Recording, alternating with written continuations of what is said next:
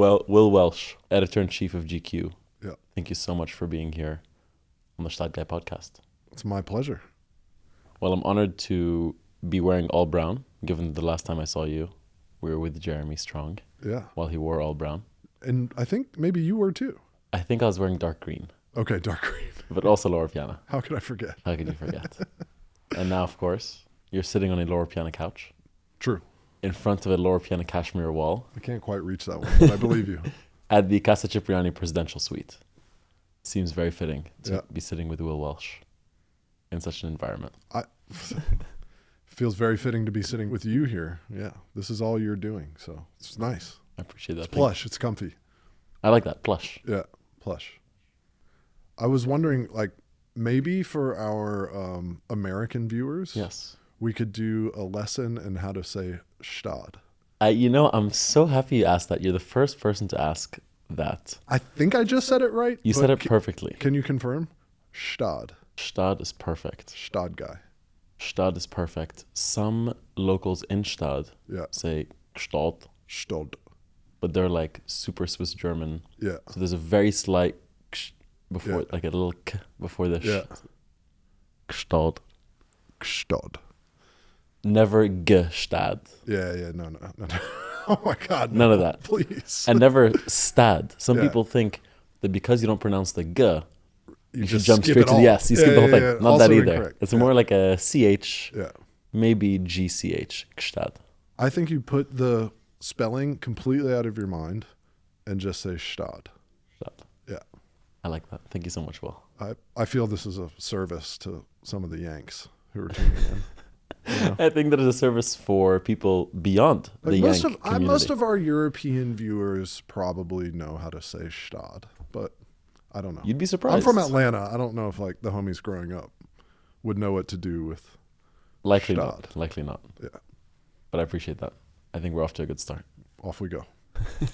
Around the world with your host, the Gstaad Guy, we welcome you back to the Gstaad Guy podcast, sharing stories of excellence with those in the know for those who just know.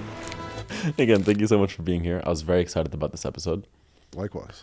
Likely because we share height. Yes, that's right. True eye to eye. Yeah. Eye to eye. Shoulder to shoulder, mano a mano. Yeah. It's people don't get that rare bond, but I really do feel like when someone walks in and we're similar height, we get each other. Yeah. It's like I see you. I don't know if you get this a lot. I'm often employed. Well, the obvious thing is draft services, where I just reach high things for people. Yep. Which I call draft services. But then also often one of my best party tricks is people will be like, "Can you find my wife?" And I'm like, "Yeah, she's over there." Because you just look into the Yeah, crowd. you can see everybody. That's great. I know who's bald. Yep. I know where your wife is. That's true. And I'm happy to provide these services. I love that. Are you also the luggage guy when the flight lands? Oh, yeah. You help everybody around you with the luggage, all the ladies. Good. And I don't know about you, but I constantly concuss myself on various things, like this lighting rig. One time, hilariously, I was getting off the New York subway, and I don't know if I just like my gate like lifted right at the wrong moment, and I bonged my head, and when you're like seeing stars, and sometimes there's some like rage that follows with the stars like right behind it, and I heard these guys laughing, and I was like, rah! And like turned to them like, how could you laugh at my concussive misfortune? And they were both extremely short guys who were laughing, and I was like, you know what? That's funny. That was funny. Yeah. And then I got off the train and went about my day. So, I have a terrible memory, and I think it's from all of the concussions. I hit my head very hard the day after I saw you in Shanghai. You did? I did. Yeah, it's not built for my height. Yeah, definitely not. No. But hey, here we are. Thank you so much for being here again. Pleasure. I am sure that most of the audience know the publication that you run, GQ, I hope so. Of course.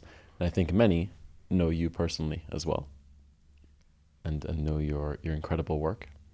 I'm a big fan of GQ. My introduction to GQ was probably on YouTube growing up with a lot of the short form YouTube stuff. Yes. which I love and still love.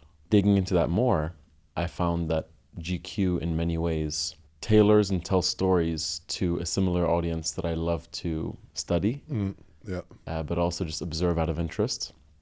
And that's a connoisseur who loves all things expert and mastery in all domains, from food to clothes to things as rare as uni fishing. And I love the art of cars, mastery. watches, sea urchins, all the classic obsessions of GQ magazine. You know, I wouldn't say they're the classic obsessions. Fruits of the abyss. These are the things that we love. Yeah, exactly. I mean, I think people who love the amount of money we have made over the years by just going deep on sea urchin is indescribable. This is like this is the foundation of our business. I wish it was. That'd be really cool. It would be cool. That'd be very cool. Yeah. Unfortunately, not the case. But not yet. Not yet. When I get back to the office today, we're going in. Going in on sea urchins. I'm just going to be like directing the team. Yeah. That'd be great. I mean, watches, fashion, design. Yep. But all within those categories, mastery and excellence. Yep.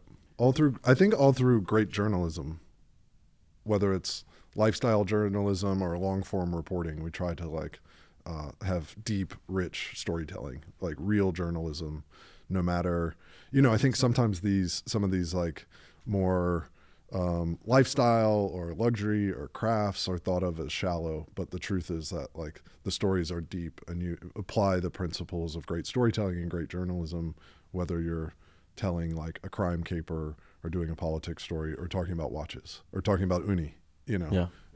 What was your introduction to the world of GQ? Because I know you've been there for a very long time. Yeah.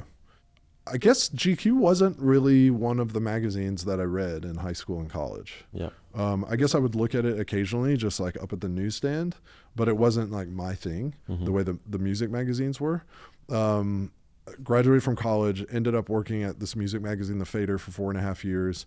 And then I knew a guy that worked at GQ socially.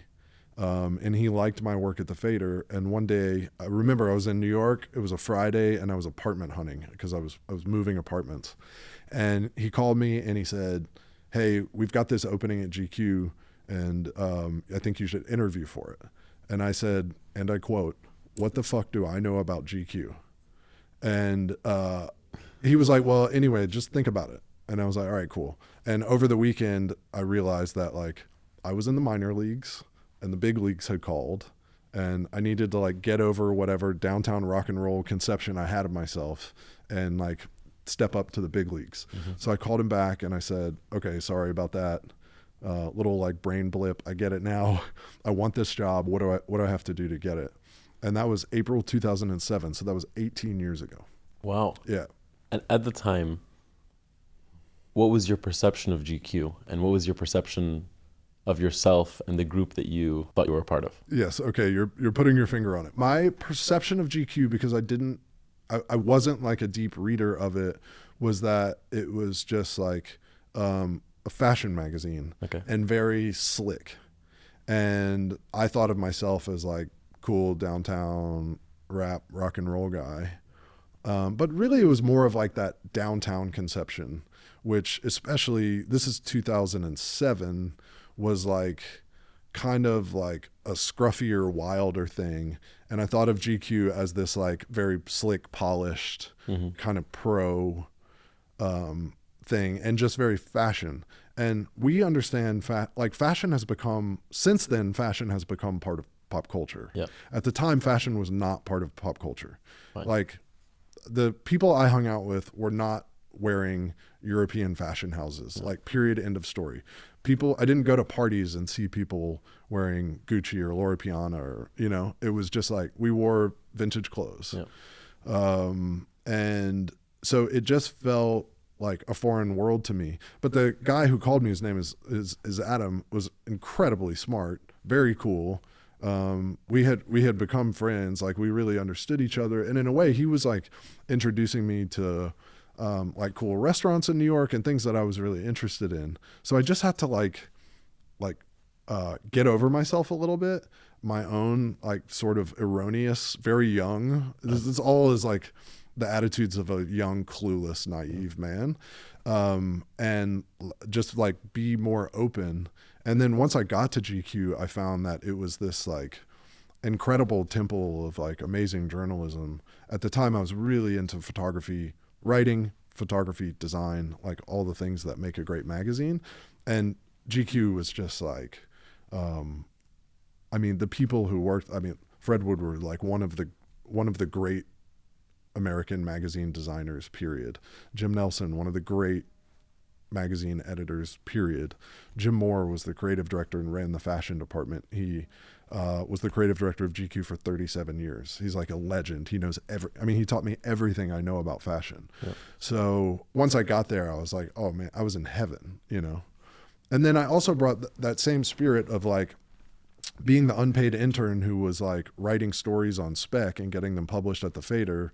I remember in my first story ideas meeting at GQ, I got hired to like write about like style and lifestyle. Okay. And on the way into my first story ideas meeting, I stopped another editor who was just like the older guy whose office was near mine. And I said, am I allowed to pitch like music stories in this meeting? And he was like, yeah, you can pitch whatever you want.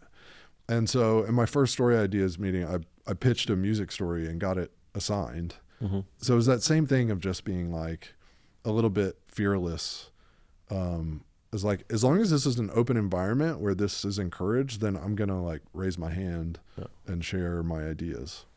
And do you think that the reception to your ideas was also rooted on the team that was already at GQ's desire to maybe move a little bit from uptown perception to downtown through people like you?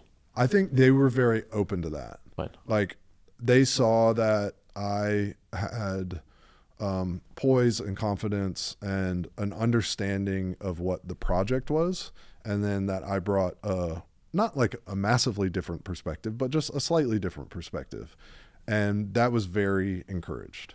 Right. And so one of like now in my current role, one of the responsibilities that I take the most seriously is to maintain an environment that feels that open, that like may the best idea win. And that if it comes a little bit from like left of center of what we're already up to, then that's even more interesting rather than like something that should be blocked or looked down upon. Right. And, I think I probably do that imperfectly, but it feels like my highest calling because that is the thing, that incredible environment is the thing that allowed me to flourish. And frankly, it's the only, or at least the main reason I've been there for 18 years. I love that. Just a place where like creativity flourishes, best idea wins, all voices matter equally as long as the idea is strong. Like that is, I can wake up in the morning every day for 18 years and excited to go to work if that is the environment that's waiting for me. Absolutely, for sure. Yeah. I'd love to know more about what the entire industry looked like at that point in time. Yeah. And how GQ was compared to it. I've been thinking about this a lot because Graydon Carter just published his memoir and the title is When the Going Was Good. Which implies two things. One, the going used to be good, and now it's in the past tense. So now the going is no longer good. Yeah. So I would say I know what he means, and I'll explain. But I just don't agree that the going is no longer good. But the going is definitely different. Mm-hmm. At the time, money was falling from the sky. The town cars rolled on cobblestones made of gold, and the opportunities were endless to do whatever you could dream of. So GQ and Vanity Fair and other magazines at that time, we had the best writers in the world working on stories all over the world. Not all of them would get published, only the ones that like not only worked out, but like worked at the highest level would make it into the magazine. Yeah. I often joke that you could have a horse and a helicopter for every photo shoot, like the production budgets were limitless. Turns out that being able to have a horse and a helicopter in every photo shoot like doesn't necessarily make for great pictures, which is like part of why I think the going is still good. It's like you don't need limitless resources to do great creative work. And in fact, sometimes a lack of limitations can be stifling creatively. It was a very interesting environment to come into from the Fader, which was like this very scrappy independent magazine, 6 people, like blood, sweat, and tears kind of vibe, to like a big girl magazine like GQ, where everything was professional. The staff was large, budgets, resources, all very substantial. But I do remember thinking like, a lot of this is not necessary, you know? And I've always had this belief that like sometimes really hardcore restrictions lead to more creativity, more innovation, better storytelling, more exciting photography. Like the example I always think of is the white stripes, which I think the brilliance of I'm not like the hugest White Stripes fans, but I'm obsessed with what they represent, which was Jack White had very clear ideas. He was like husband, wife, guitar, drums, 3 colors for all the aesthetics, and like, you know, 3 chords for all the songs. And then how far can you take that creatively? He falsely constructed a tiny box and forced himself and Meg White to work from within that.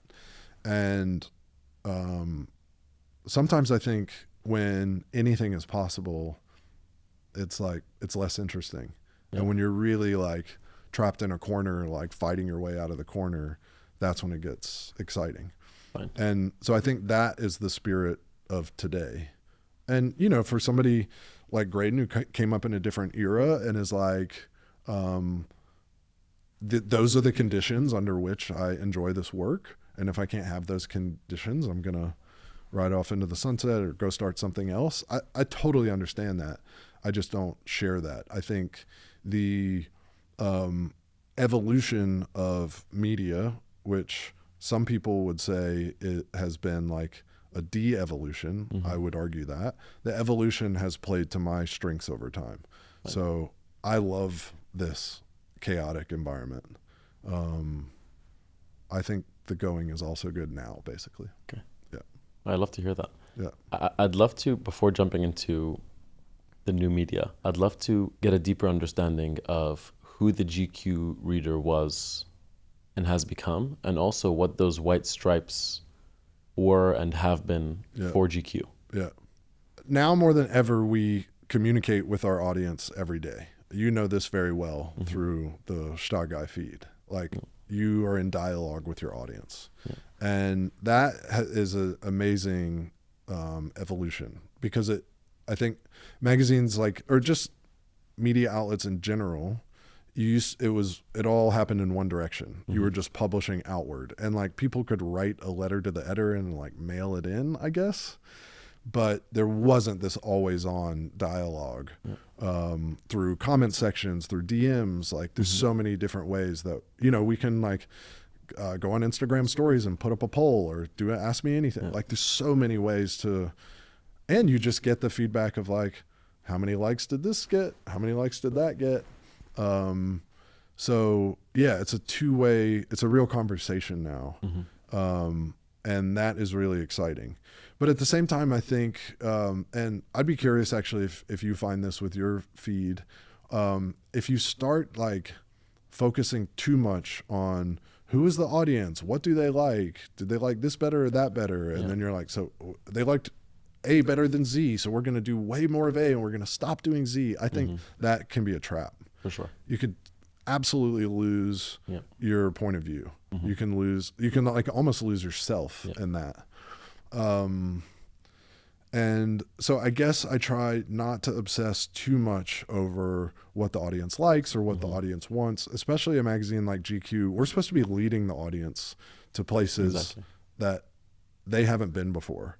And if you're too data focused, data is necessarily backwards looking. Like data is purely backwards looking.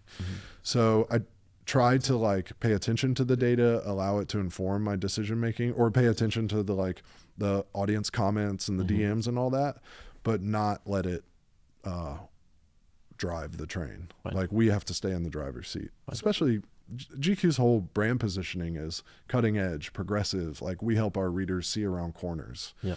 So you don't want to be caught looking back or caught trying to give the audience what it wants.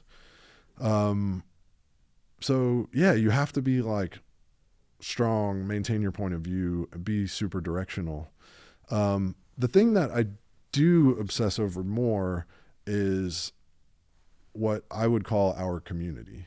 So these are the writers, the photographers, the stylists, like the chefs whose restaurants I eat at, like the cool fitness trainers in New York who we know and they come to our events and we go to their stuff. Like that whole community, I really care what they think and I really care what they're responding to versus what they're like, yeah, that didn't really hit. Yeah. Like that means a lot to me.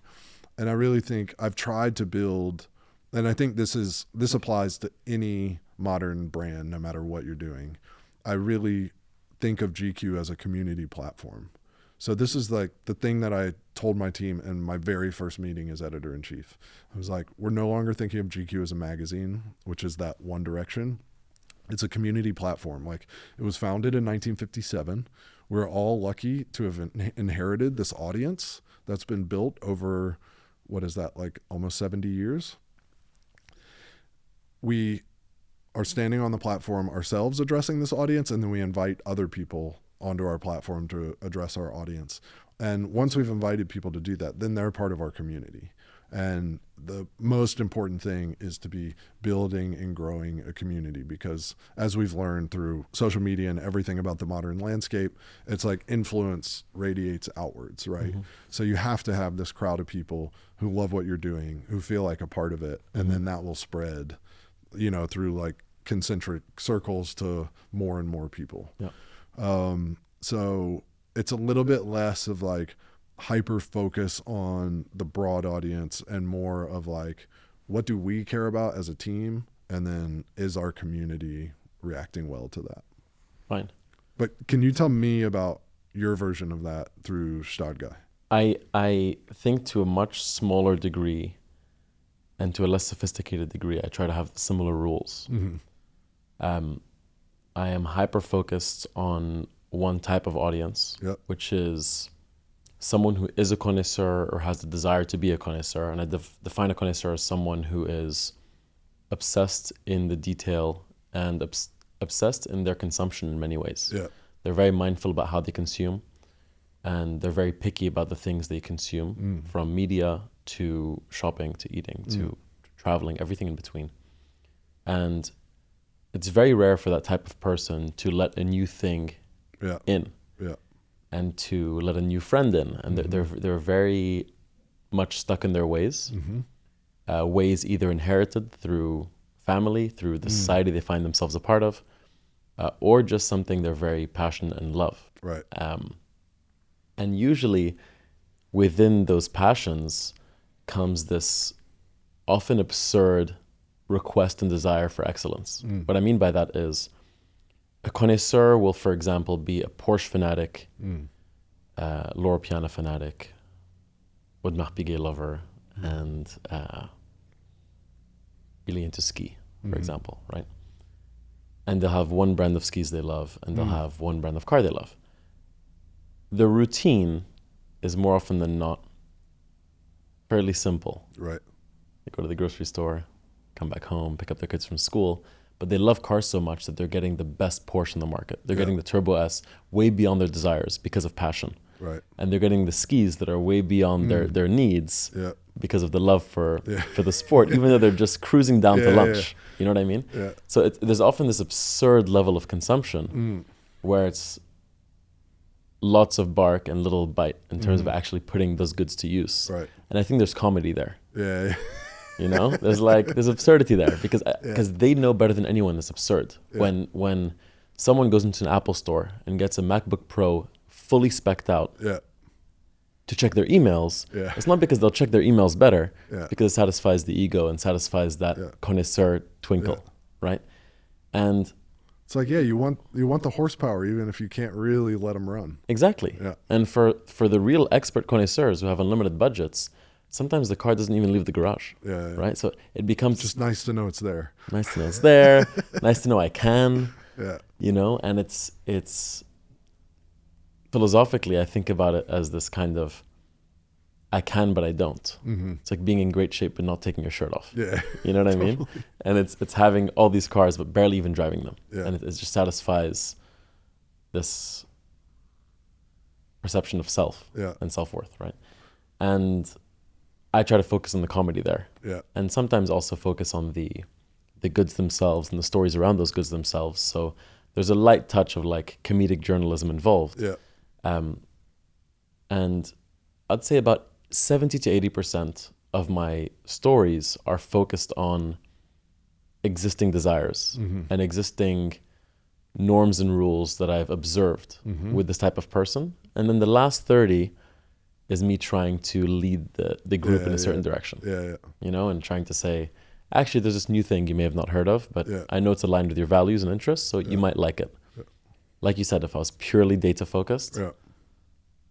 then those new things wouldn't get as much engagement. But your audience and I'd be stuck. would get bored. They'd So get let me bored as ask you a well. question. Yeah. If do you call them stories? Like your skits, your posts? Stories or Yeah. videos. Yeah. Videos. Okay. I appreciate that. If one video, let's say it does time and a half better than the video A gets 50% better engagement than video B. Yeah. But video B is like funnier to you and feels like the new shit. This is like where you're going. Yeah. What do you do with that information? I'll likely do both. Yeah. I am generally cautious about things that go very viral, Yeah. and I try to use them as a reward. Mm-hmm. I think a great example of that is the Hermes Birkin at a store level, right? Hermes could easily just sell the Birkin, Yeah. but what would happen in 2 years? Right. Yeah. The Birkin would be less cool. Yeah. And I think of that with my content. Yeah. If I have videos that go 50% better, sometimes 2, 3, even 10x better, Yeah. and I only do those things, I silo myself into the guy known for that thing. Yeah. And that thing will always, 10 times out of 10, eventually not it'll get become old. interesting anymore. It gets Totally. old. It always, Totally. Everything always gets old Yeah. when too many people have seen it too many times. Yeah.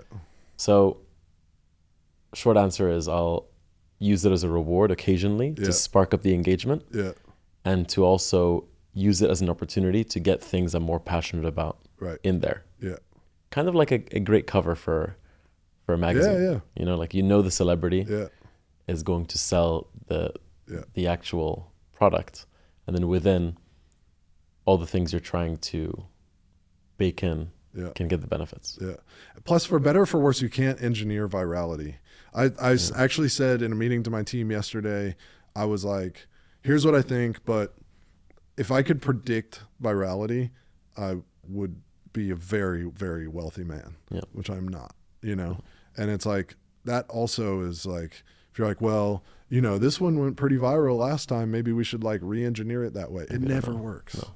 The internet is a mercurial bastard. It's true. It's Absolutely. like very difficult to predict. I mean, the thing is with the internet is I know fairly immediately how something is doing. Yeah. Do you have that same feedback loop with your publications? Yeah. You do. Yeah. We know right away. And man, it sucks when you've like, especially with like a print cover, like of all the things we make across all of our platforms, the two that are the heaviest in terms of all resources, money, time, number of staff members that touch it, all of that stuff are video and print covers.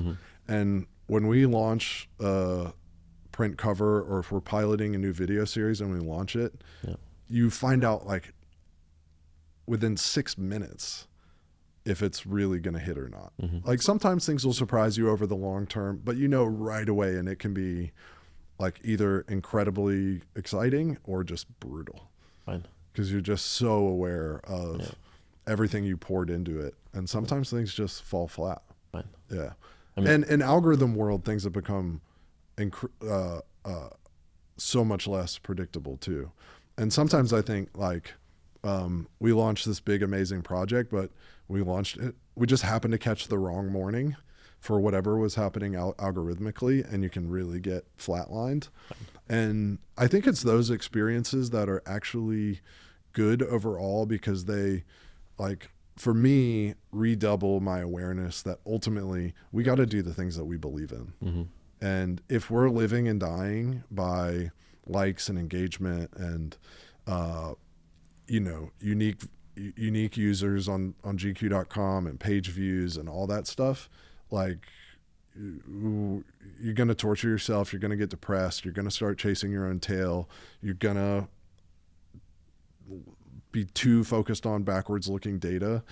And so ultimately, when something I'm really proud of, like, doesn't hit the way I want it to hit, Mm-hmm. it just reminds me that I have to keep doing things I'm proud of, because the other thing is out of my control, Yeah, no, absolutely. I love that. The way media is consumed has undoubtedly changed. And my friends who are GQ fanatics, of course, still consume GQ just in different ways every couple of years. Yeah. There's new social channels they follow. Yeah. There's new ways they consume. But one thing that has never really changed in my time, at least, in my lifetime at least, is the respect for a cover. Yeah. And culturally, there's this obsession over being on the cover of a magazine. Yeah. Can you elaborate on that and why you think that is? Yeah, sure. There's just something, even in the mega digital era, all digital everything. Yeah. From the Las Vegas Sphere on down, Mm-hmm. there is a romance and a prestige to the tangible, which in my world is print. Mm-hmm. So right now we have Ben Affleck on the cover. That is a story that we were chasing, a cover that we were chasing, that I know a lot of other magazines were chasing, that we ultimately got. I can't remember. I think it had been something like 8 years since he had done a magazine cover. I don't know. That could be imprecise, but it had been a long time. He's a huge star. He's had a lot going on in his personal life. He's had a lot going on in his career. And there's no way he would have done it if it were like a digital cover. Mm-hmm. There's just no way. And I think it's about romance and prestige. It's not about anything financial. It's not about anything practical. It's just about like what really matters. And all the time I think about talent that we're pursuing for some project, and sometimes it'll be a digital project that to me has all the romance and prestige of print, and they won't see it that way and they'll demand print. And then I'm like, I wonder if they ever even saw the print magazine that they demanded. But it almost doesn't matter. They just want to know that it was there. I also think sometimes that it means you can send it to your mom. And mom needs to see print. My own grandfather, when I was working at the Fader, he was like, what is this magazine? There's all this cussing in it. Like, he really didn't appreciate it. And then one time I brought him a new issue, and there was a Mercedes ad on the back cover. Mm-hmm. And he was like, if Mercedes-Benz is giving this magazine money to align itself with it, then it must be of value. I just don't get it. It he suddenly thought I had a job. Before he thought I was a joke. When he saw the Mercedes ad, he was like, my grandson has a job. I believe him. 100, and that's the same thing for, I think, most influencers and content creators. The parents think they're just unemployed and lying until they get one check through the mail. They're like, admit it, you're dealing drugs. Exactly. There's no way. Exactly. I remember it's so real. On my side, my parents were supportive, in quotes. Yeah. But they're like, take your day job more seriously. This is just a fun thing on the side. That's okay, but know where your heart should be. Yeah. Until I got one strong check in the mail. And look at you now, Mom. Look at me now, Mom. Yeah. I appreciate it. The presidential suite, the Laura Piano, the Laura Piano couch. Exactly. I mean, when you spoke earlier about leaving Fader, joining GQ, and proposing those articles at the big table, now the roles are reversed. You're the editor-in-chief. Yeah. You have people proposing stories to you that are in line with your vision and sometimes out of line with your vision, of course. Where do you draw the parameters of what it means for a story or a category to fit within the GQ universe? Yeah. Well, I know the thing that like you are super interested is like passion, connoisseurship. And I think it's so important to recognize that in other people. So I have my passions and all the things in which I consider myself a connoisseur. And honestly, those are the things that guide my version of GQ. I think you can, like, every job like this has to be personal. You know, this idea of like, oh, I'm not really a GQ guy, but I'm going to like put on the GQ editor hat and go in and do a great job is BS. That doesn't work. So I do think that the extent to which GQ has been successful is related to the fact that I have like been confident enough to remake it in my own image and like say that feels a little weird, but ultimately that's the only way you can do it. You like, cause it takes passion. Yeah. But then you have to be ready because I can't make GQ by myself. I would never want to. I'm a very collaborative person. I love that, like, you know, a table full of really smart people, like kicking ideas around is like the highlight of my job. Sometimes the highlight of my life, you know, it's just so exciting.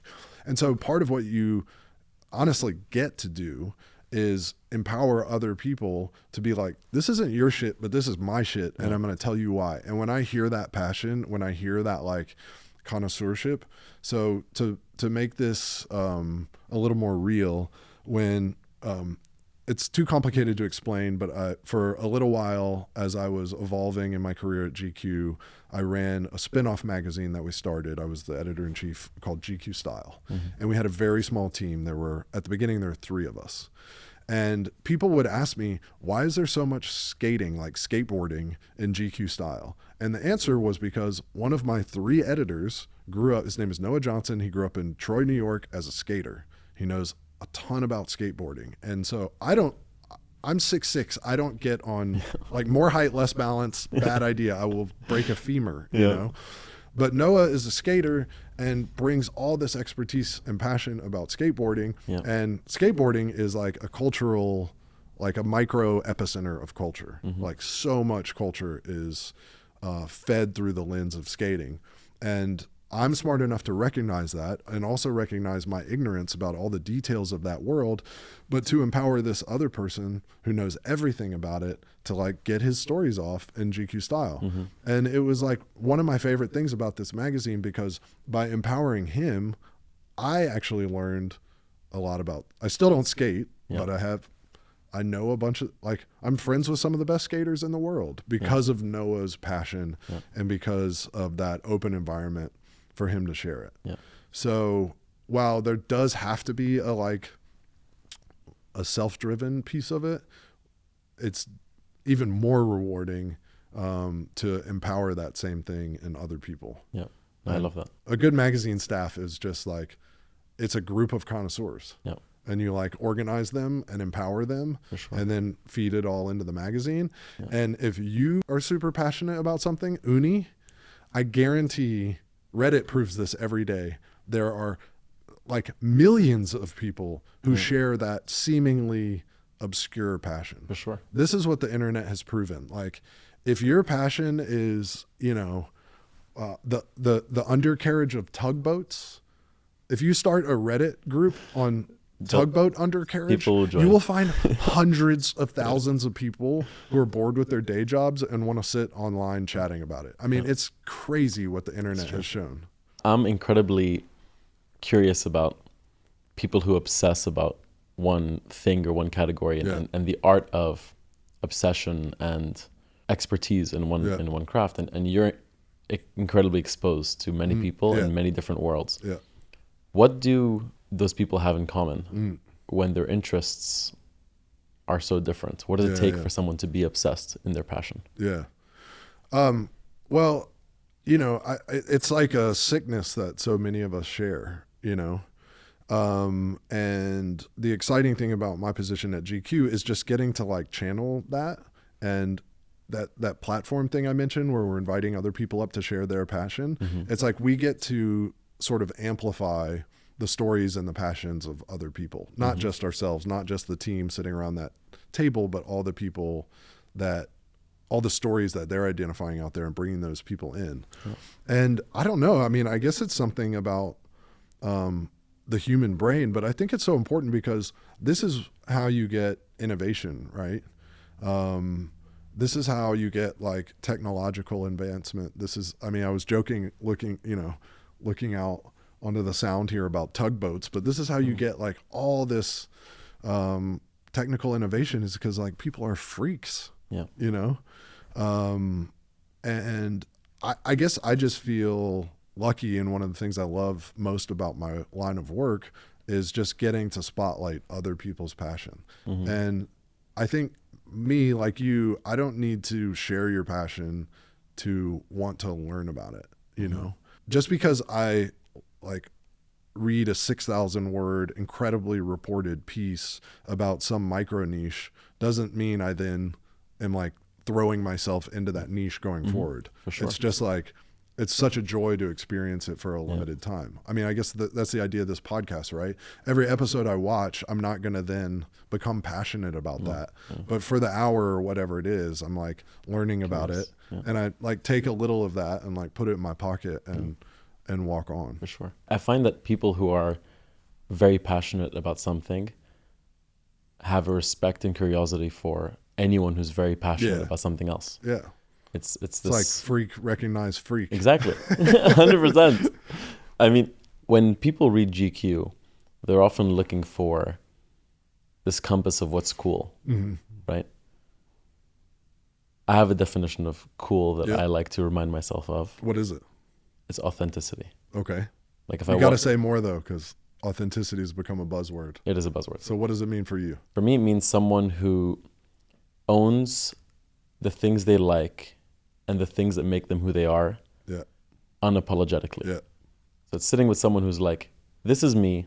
I'm not changing the way I speak or act when I sit with you. I'm not changing the way I dress or the things I like to be impressed by you. I am me. Yeah. And this is me. And that's, I think, the coolest thing. So I think the high school cool kids are the least cool. Yeah. And I realized that after I... Always so... it just is so true. Thank God. Thank God. I have... The nerds shall inherit the earth. They're the coolest. Yeah, always. And the drama kids. Yeah.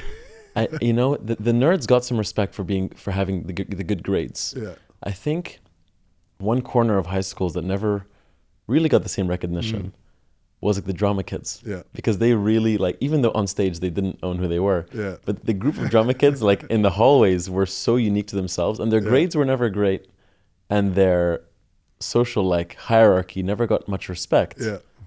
But they're very authentic. They're very cool. Yeah, they had their own world. They had their own thing going, Yeah. Sorry, I digress. No. I'd love to know your definition and what you think of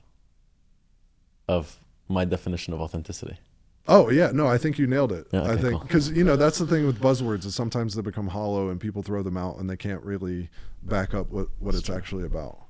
But yeah, I mean, I think that's the name of the game, and that's what's driving everything now, because we're all dealing with this incredibly noisy, busy environment, and everybody, almost no matter what line of work you're in, is looking to break through. Yep. And so how do you do that? You do that with authenticity, and it's like, okay, but what does that actually mean? Yeah. And yeah, I don't know. You're living it. You're doing it. I appreciate that. Doing it by not doing it, by being inauthentically a fictional character. Yeah. True.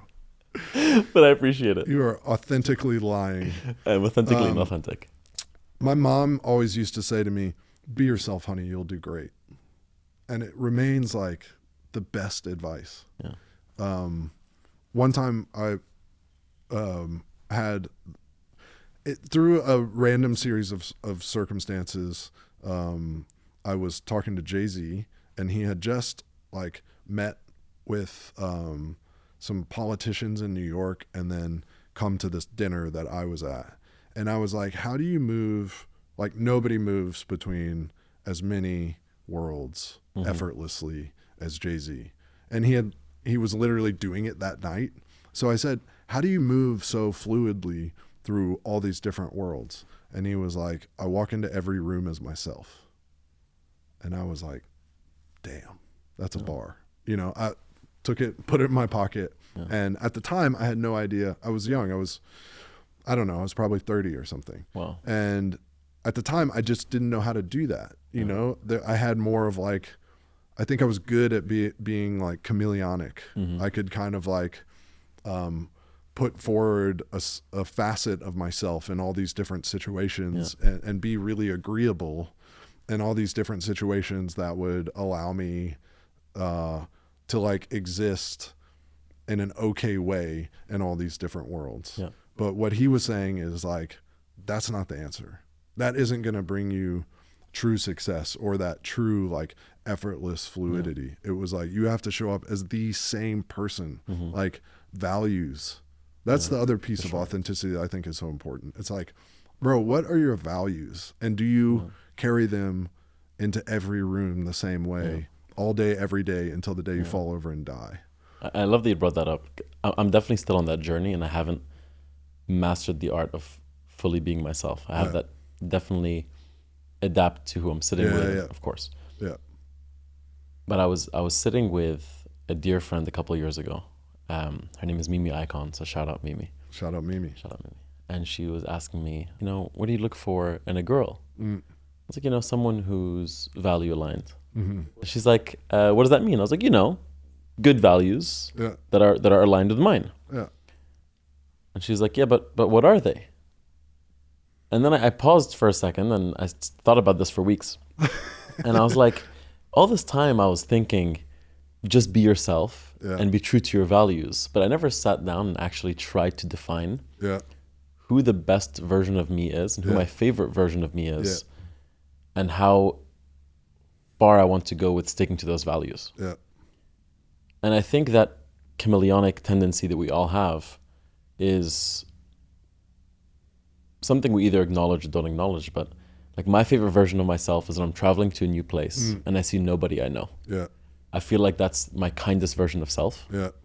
It's my most open-minded version of self. Yeah. And I thought about like, let's assume he's like another person. What defines him and how is he different to the version of myself I don't like, which is around people like I tend to actually love the most, where I'm like slightly more irritable. Yeah.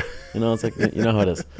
So I tried to define those values and work towards them. And I found that like being myself is actually just trying my best to be a version of myself that I love the most. And I don't know if Jay-Z does that. Maybe he owns it and he has more confidence in it. But that didn't work for me. You're like, there are certain contextual situations that bring the best out of me. And what if I almost like set the context aside and truly understand what makes up that best version and make sure that that's what's leading no matter what the context is. Exactly. I do think that's what that's a different way of conceptualizing or thinking about what Jay-Z was saying he does, you know? Yeah.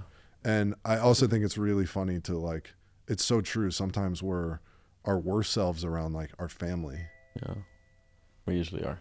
Now that there's this growing ability to be a generalist, and I say growing ability because of the resources available to us, we can be generalists more easily instead of being specialists. And I think I'm a living example of that. I am a jeweler, but also a content creator, but also an actor, and I have a rosé business, and I advertise for other businesses.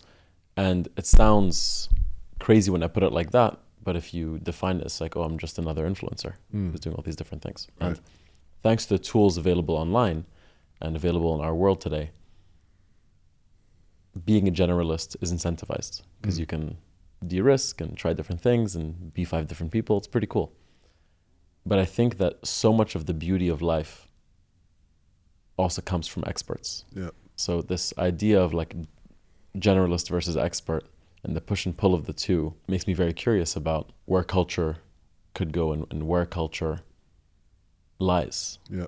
And I think that historically, just observing, culture has usually been led by experts in certain subcultures. Yeah. But now that being a generalist is sort of leading a lot of the pack, I'm curious to know what you think, being so close to this world, about that change.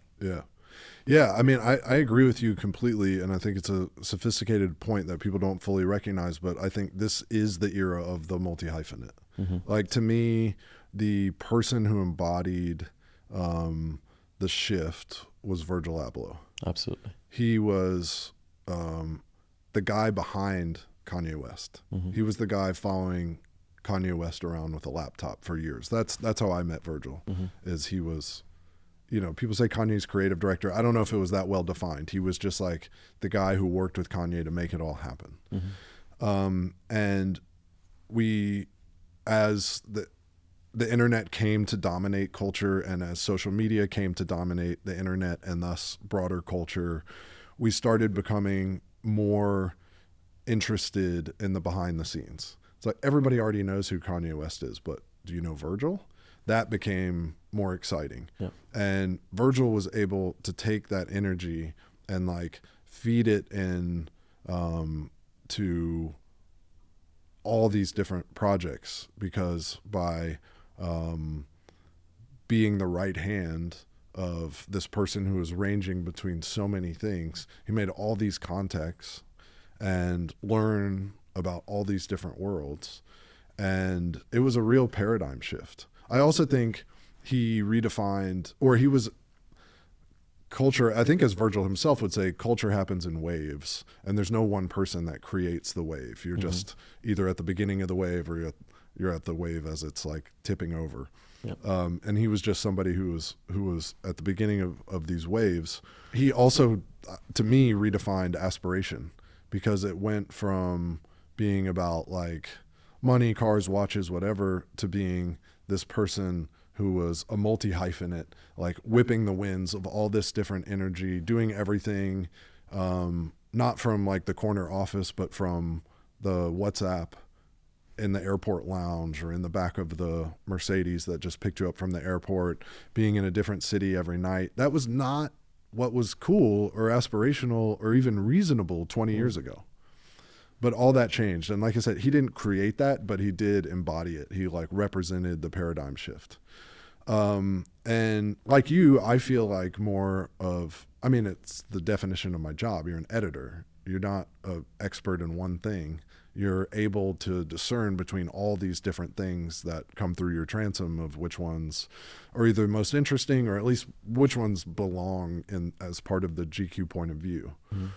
But underneath, it's a spectrum though, because I also have areas of expertise. But I think if I had to define myself as either generalist or specialist, I'm definitely jack of all trades, master of not that many that are important, right? But what's interesting is I'm already seeing, and this is something that feeds into GQ every day, like in the era of the multi-hyphenate, the generalist, the specialist is like stands out and is beginning to stand out more and more. And that's like sexy and exciting. And the almost a place that like the generalists are flocking to for energy, you know? And I've actually written about this before in my editor's letter. I have no doubt that the pendulum will swing back the other way. Like, it's a pendulum. All it knows how to do is swing. It doesn't do anything else. And so it will go back the other way, where we will be back in a time, I don't think it's tomorrow or the day after tomorrow, but we will be back in a time where the specialists are running shit again. But right now, it is, I mean, for the reasons that you articulated, it's about like, this is the era. Glenn O'Brien used to write about this in such a compelling way in GQ, and you know, may he rest in peace. I was lucky enough as a very young editor to be Glenn's editor, and he would write about like, this is the era of the freelancer. Like I'm like a dinosaur among my own generation. I've had 2 jobs my entire career. My current job, I've had a version of it for 18 years. That's insane and unheard of. And yeah, this is the era of the multi-hyphenate and the freelancer. Like, why would you be tied to doing only one thing if you have the opportunity to have a wine and a jewelry brand and a social media life and to be a consultant to brands and all the different things that you do. But the pendulum will go back because that's all the pendulum knows how to do. It's going to happen. What's it like to be the editor-in-chief of GQ? It's really fun. It's really fun. It's all the obvious boring things. It's like busy and intense, and I oversee all of the GQ editions around the world, there are days where that feels like an undoable job, like it's unmanageable. I don't think that's actually true, but I have moments where I'm like, I can't keep up. But ultimately, there is a couple things that are very hard to find, no matter what you're doing. One is pretty much total creative freedom. There is nobody that tells me what stories we should be telling, what photographers we should assigning, who or what belongs in the magazine other than me and the team. Mm-hmm. That is very rare and hard to come by. The other one is there's an audience that cares. I'm very lucky. I think we're in an era that over-romanticizes entrepreneurship, founder mentality. Entrepreneurship is powerful as well. And I have been very unfortunate to inherit a brand that already means so much to people and a huge audience that cares about what we do. And I hope that through my passion and hard work and that of my team, we have grown that audience and made people care even more. I think we have. And that in a way is like one of my greatest responsibilities is to make sure that whenever I leave the GQ brand, it's in better shape than I found it. But so having an audience that cares about what we do is like, that's very hard. You've built it from scratch. It's very hard to do. And then the other thing is just, despite all of the gnashing of teeth about the state of modern media, if I have a big idea, we still have the resources to go execute it. As I was describing earlier, we have to be more creative about how we get it done in 2025 than when I got to GQ in 2007. No question about it. Like, the resources were greater then than they are now. Mm-hmm. But back to our White Stripes example, that means we have to be ruthless. We have to be extremely creative. We have to be extremely collaborative. Yeah. There's like, in order to make innovative stuff, you have to work in an innovative way. Like the processes have to be innovative. They didn't really, like back in the day, people just threw money at stuff. Like that's not the reality anymore. And I want to operate GQ in the spirit with which people like you have built what you did. Like you didn't need anything but like a facial expression and an iPhone. That's true. And some more piano. A little LP. But what you really needed was a clear idea and a strong point of view. That's true. That didn't waver. And what GQ needs, even though I have a team full of people, I have this legacy brand, I've got this big audience that I didn't build, I inherited, but what do we need? We need a strong point of view and we need really clear, excellent execution. So in so many ways, it's the same. And I try to think of running the brand as it's just like, it's not this big complicated beast. It's a clear idea and like a version of just like an iPhone, Yep. And it's just very exciting to have those things: creative freedom, big ideas, an audience that cares, the resources to execute. I love that. Are there any things you feel particularly responsible towards that you like to keep in mind when having such creative freedom? Do you try to limit that freedom? Yeah, totally. For yourself? Yeah. I think what we have created with GQ is a modern version of the brand that recognizes the heritage but is unafraid to evolve it. I think having that, like, what people call DNA, you can worry too much about what the DNA is or is supposed to be. I think this is something that you see done in a really compelling way in the fashion world now, where, like, take Dimna at Balenciaga. He, like, crazy modern presentations that were in his head and maybe not anywhere else but in his head, rooted in what Cristobal Balenciaga was doing decades before. But you can't, like, really ascertain how this, like, unhinged streetwear presentation is rooted in the DNA of the brand, but it absolutely is. Yeah. And I think a brand like GQ is so strong and so established that actually means it's really flexible. So instead of, like, living in fear of, like, the responsibility of honoring the heritage of GQ, I'm like, it's just this point of view, and we can, like, really push it in terms of modernizing it. And I think to the extent that we've been seen as successful in this era, people are always complimenting me on how hard it pushes, how far it has pushed what you might expect. In other words, it's not the thing that you might expect, and that's what people love and that's what people want. So I take a lot of, like, pride in that, but also it's very inspiring because I recognize that, like, as long as I do it thoughtfully and we execute at a level that is befitting of a GQ level brand, like, you can really take it out for a long walk. I love that. You know? In a very Gstaad Guy way. Yeah. I often talk about things that are fantastique, that I love and celebrate. And Fantastique is the best. And à la poubelle, which means to the trash in French, is what's the worst. Yeah.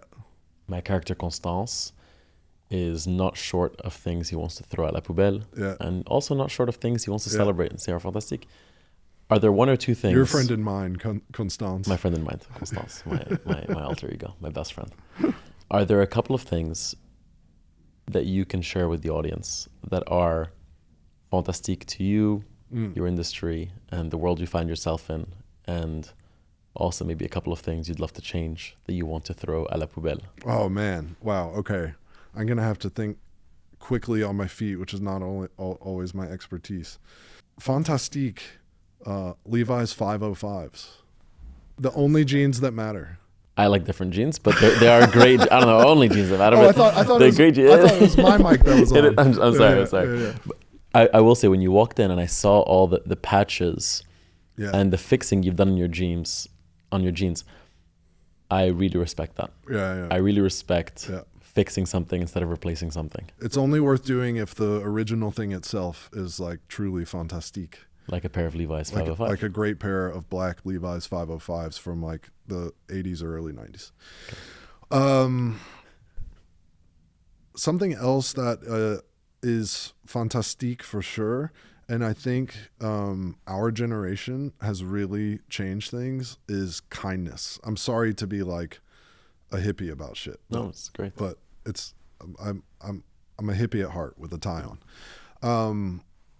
I think, especially in the fashion world, there was the generations before us, there was this idea that, like, when I was an assistant, I got tortured. So now, and that's why I'm great, because this genius who was my mentor tortured me. And so now I'm going to pass on greatness by torturing other people and behaving horribly. And that the way to get treated better is to behave horribly all the time, because that then, like, that whole thing, I'm so proud of the way that our generation has just, like, exited all that kind of behavior, not just from the fashion world. It happens to be, like, one of the worlds that I occupy and where I've really witnessed this shift. But, like, kindness, manners, these things are, like, core values. And so fantastique for sure. Love that. A la poubelle, I'm going to go with self-righteousness.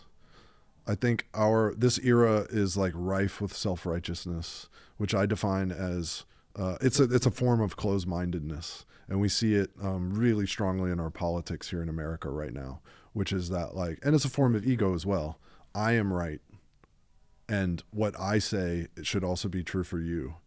And that's dominating so much conversation like today as we sit here. And that's like direct, hard spike a la Poubelle. Yeah. I really appreciate you sharing those things, and I appreciate that you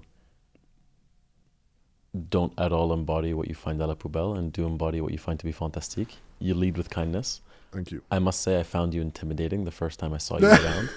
Editor-in-Chief of GQ, you're talking to all these people, you're wearing your Levi's 505s, and you have all these tattoos. I was like, oh my God, is he going to like me? Is he not going to like me? I don't know what to do. I had the pleasure of sitting across from you at dinner recently, and you were kindness first. You were curious about everyone's opinion. So I think being what you look for is rare but admirable. So thank you so much. Thank you. Yeah, the conversation like this one was fantastique. Yeah. I appreciate that. Thank you for having me. Thank you so much for being here, Will. And I continue to be an admirer of your work and your publication. Likewise. And I'm very excited to see what comes next. Thank you. Thank you. Thank you for being on the Gstaad Guy podcast. My pleasure. Thank you. Thank you for listening to this episode of the Gstaad Guy podcast. If you're keen to learn more, please follow along by engaging with our social channels on Instagram, TikTok, Spotify, YouTube, and Apple Podcasts. And we look forward to seeing you next week. Merci beaucoup, à la prochaine, and a big hug from the Gstaad Guy.